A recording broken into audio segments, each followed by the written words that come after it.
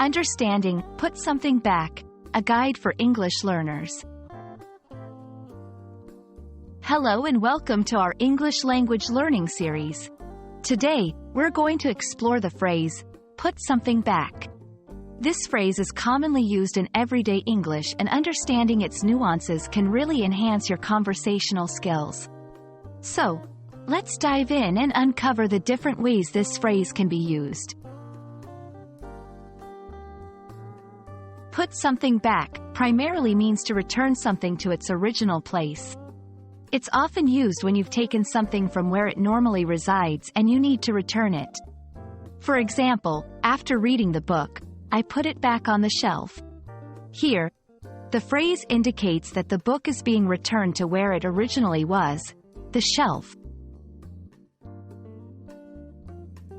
In a store, in a retail context, put something back can mean to return an item to its place in a store.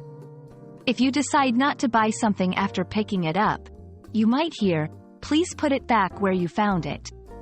At home, this phrase often involves tidiness and organization.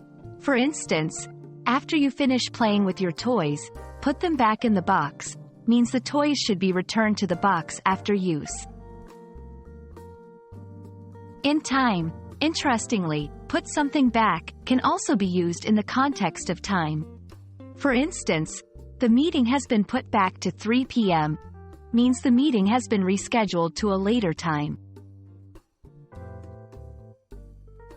Confusion with put back. It's important to differentiate put something back from put back. While put back might seem similar, it can have a slightly different meaning, such as delaying something in time without necessarily involving a physical object. Incorrect usage. Avoid using put something back when referring to putting something in a new or different place. For example, I put the book back on the fridge is incorrect if the book wasn't originally on the fridge. Let's practice with a few sentences. 1.